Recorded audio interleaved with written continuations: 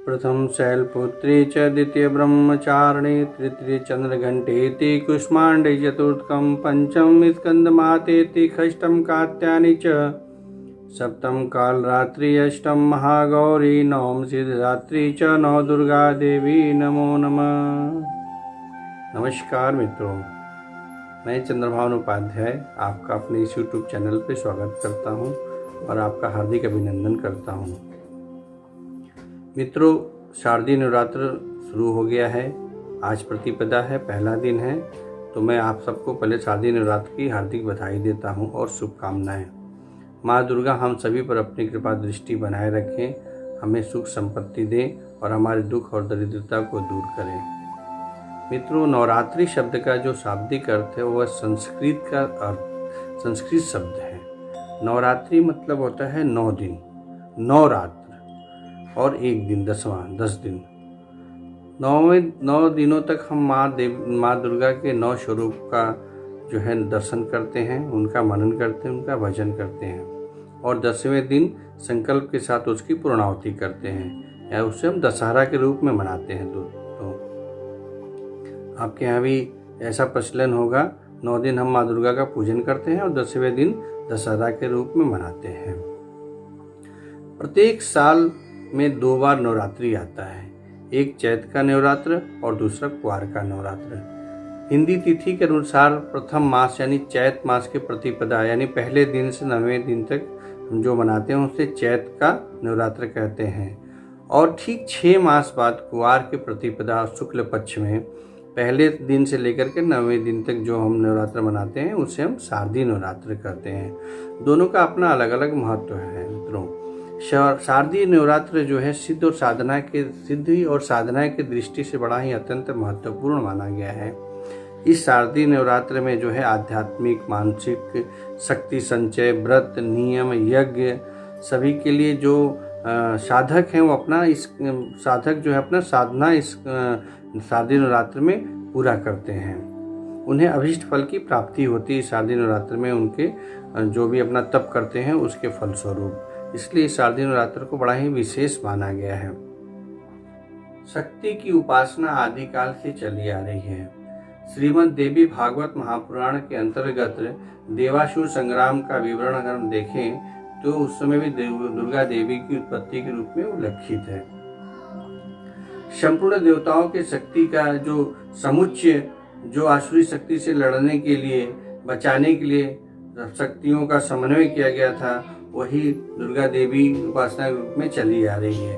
प्रथम दिन हमें माँ शैलपुत्री का दर्शन होता है। माँ शैलपुत्री का दूसरा नाम वृषभ वाहिनी भी है। क्योंकि उनका वाहन वृषभ है इसलिए उनको वृषभ वाहिनी भी कहते हैं। उनके दाएं हाथ में त्रिशूल है और बाएं हाथ में डमरू है। माँ शैलपुत्री का एक और नाम सती भी है। शैलपुत्री नाम होने के पीछे भी एक बड़ा ही कहानी है। क्योंकि वह हिमालय के राजा दक्ष की पुत्री थी इसलिए उनका नाम शैलपुत्री पड़ा। शैलपुत्री का ही पूर्व जन्म था एक सती का। सती भी राजा दक्ष की ही पुत्री थी।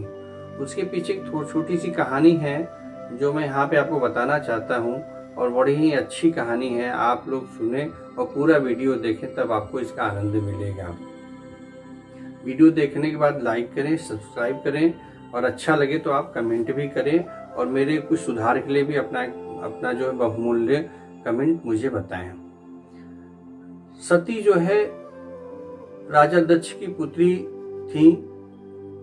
राजा दक्ष की और भी बहुत सारी पुत्रियां थी, लेकिन राजा दक्ष को एक ऐसे पुत्र की जरूरत थी। वो उनके मन में मतलब वो था कि मेरे घर में एक ऐसा पुत्र या पुत्री हो जो सबसे अलग हो, सबसे तीनों लोगों में सबसे अलग हो।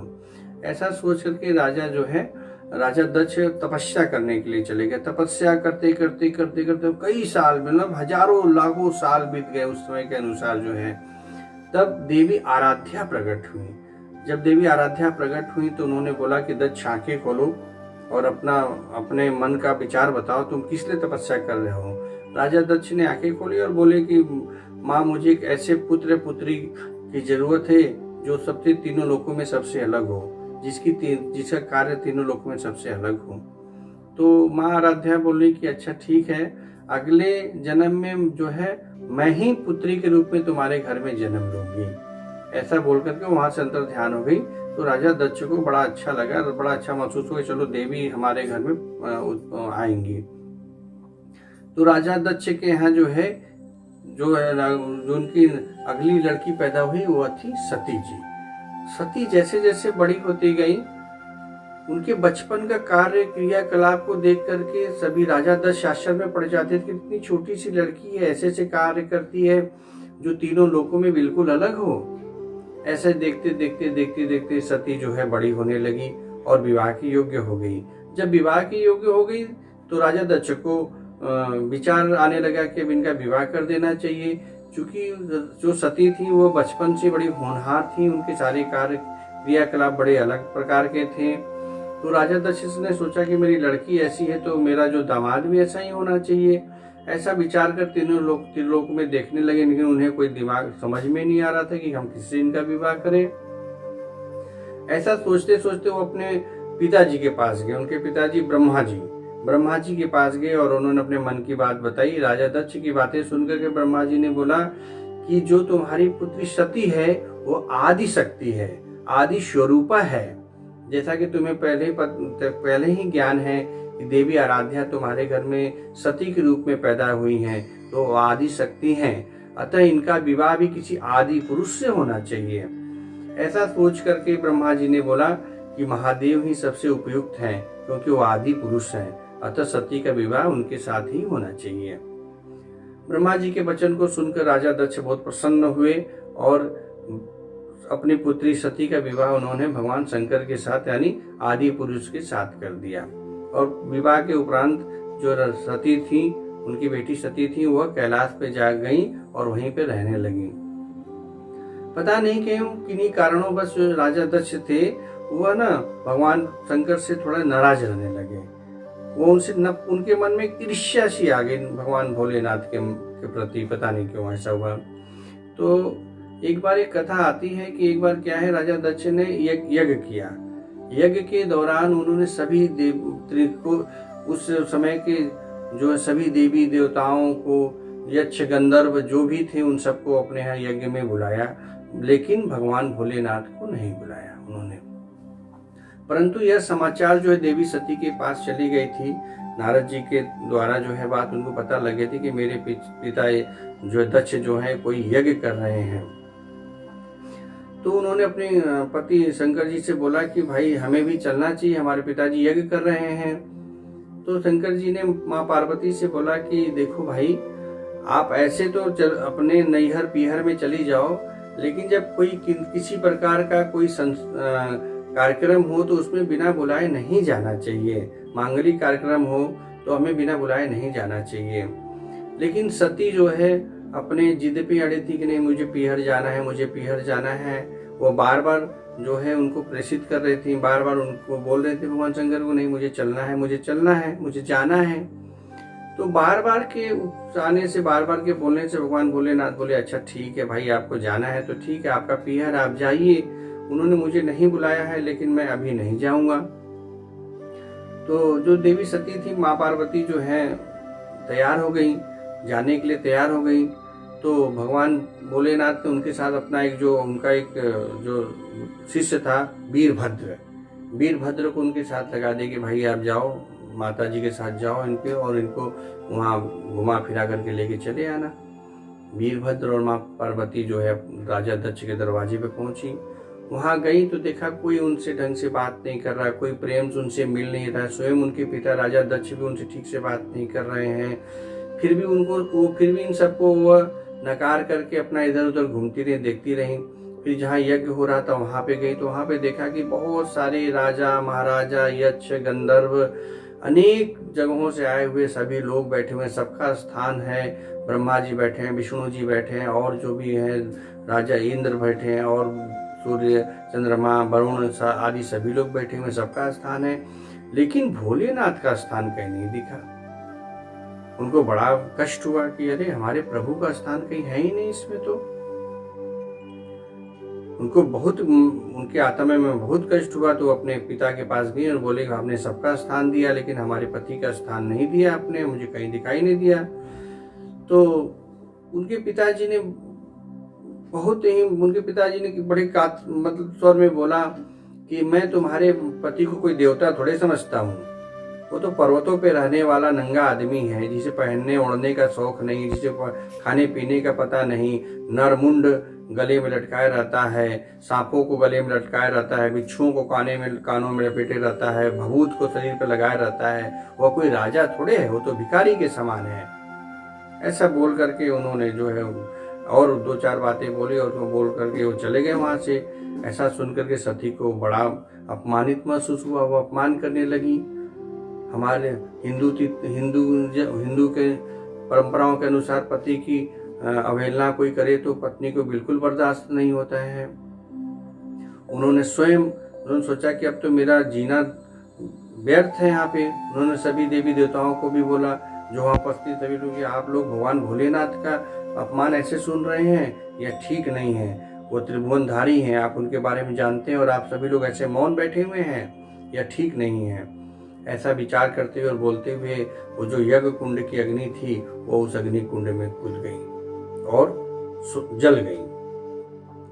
वहीं जो उनका सेवक वीरभद्र था, जिसे भगवान भोलेनाथ ने उनके साथ भेजा था, वीरभद्र ने ऐसा देख करके वह लगा बिल्कुल व्याकुल हो गया। माता को ऐसे जलते हुए देखकर बिल्कुल व्याकुल हो गया और लगा तांडव करने। बिल्कुल तांडव करते करते उसने सारी सभा को नष्ट भ्रष्ट कर दिया, सारी अग्नि कुंड को उलट पलट दिया और जो राजा दक्ष का महल था सबको जला वला दिया। इधर यह बात धीरे से भगवान भोलेनाथ को पता लगी। वह तुरंत वहां से दौड़ वेग तूफान की सामान जो है वहां से चले और राजा दक्ष के पास आए। आकर देखते हैं तो जो रानी सती वो बिल्कुल जल गई है, एकदम काली हो गई हैं, अग्निकुंड में ऐसे ही पड़ी हुई हैं। उनके ऐसे स्वरूप को, उनके ऐसे शरीर को देख करके भगवान भोलेनाथ अपना आपा खो बैठते हैं, बिल्कुल एकदम पागल से हो जाते हैं, एकदम लगते हैं जो है बिल्कुल तांडव करने लगते हैं और पूरी पृथ्वी के तांडव करने से, उन्हें क्रोध करने से पूरी पृथ्वी जो है बिल्कुल हाहाकार मचने लगती है। जो जहाँ पे था वहीं स्थिर हो जाता है, हवा चलना बंद हो जाती है, पानी का चलना बंद हो जाता है, जो चंद्रमा जहाँ है वहीं स्थिर हो जाता है, सूर्य जहाँ पे वो स्थिर हो जाते हैं, जो भी देवी देवता जहाँ पे था वो सारी संसार की जो प्रक्रिया थी वो सारी रुक जाती है। ऐसा देख करके ब्रह्मा और विष्णु भी चिंतित हो गए कि अरे ये क्या हुआ, अगर ऐसे ही रुका रहा तो सारे जीव जंतु तो फिर नष्ट हो जाएंगे। ऐसा सोचते हुए भगवान विष्णु ने क्या कि अपने सुदर्शन को आदेश दिया और बोला जाओ माँ सती के शरीर को टुकड़े टुकड़े कर दो। माँ शरीर के वो सुदर्शन वहां से चला और इधर भगवान भोलेनाथ अपने कंधे पे माँ सती के शरीर को लेकर चित्कार कर रहे हैं, हाहाकार कर रहे हैं, चिल्ला रहे हैं, अपने केसों को नोच रहे हैं, त्रिशूल को पटक रहे हैं, डमरू को बजा रहे हैं, बिल्कुल विकराल रूप धारण किए हुए हैं, उनकी जटाओं से अग्नि निकल रही है। ऐसा तभी वहां पे सुदर्शन चक्र आता है और माता के शरीर को टुकड़े टुकड़े करता है। 51 टुकड़ों में उनके शरीर को वो बिल्कुल एकदम टुकड़े टुकड़े करता है। और जब यह लास्ट 51 पृथ्वी पर जब वो शरीर टुकड़े टुकड़े जाते हैं तो पृथ्वी पर अनेक जगहों 51 जगहों पे गिरते हैं, तो यह 51 फिर पीठ बन गए। जब अंतिम शरीर भी माँ का भगवान के भोलेनाथ के शरीर से अलग हो जाता है तब उनको होश आता है कि अरे ये क्या हुआ। तब भगवान विष्णु और ब्रह्मा जी उनके पास आते हैं तो कहते हैं कि भाई ऐसा ऐसा हुआ था। तब उनको विचार आता है। महाशक्ति के जो 51 शरीर अलग अलग हुए थे वह 51 जगहों पे गिर गए, पृथ्वी पर गिरे और ये शक्तिपीठ के नाम से प्रचलित हुआ। हम जहाँ जाकर के आज भी उनका दर्शन करते हैं। तो यह एक कहानी थी उनके पीछे जो माँ शैलपुत्री की थी। माँ शैलपुत्री का जो बीज मंत्र है वह है ओम शम शैलपुत्री दिव्यै नमः। मैं पुनः एक बार करता हूँ आपसे, आप ध्यान से सुने इसको। ओम शम शैलपुत्री दिव्यै नमः। अगर आपको समय मिले तो प्रातः काल में पूजा करने के दौरान अंतिम में आप जो है 108 बार इस मंत्र का जप करें। माँ शैलपुत्री जो है यह लाल रंग की अधिष्ठी हैं, लाल रंग इनको ज़्यादा पसंद है। अतः आप प्रयास करें कि लाल रंग का कपड़ा पहन करके इनका पूजन करें और मनन करें, इनका चिंतन करें और इनका भजन करें। भजन के उपरांत जो है आप इनका ध्यान करें। दोस्तों, यह थी आज की माँ शैलपुत्री कहानी। कल मैं पुनः आपके पास आऊँगा द्वितीय ब्रह्मचारिणी माता की कहानी को लेकर के और उनका वर्णन को लेकर के। तब तक के लिए नमस्कार।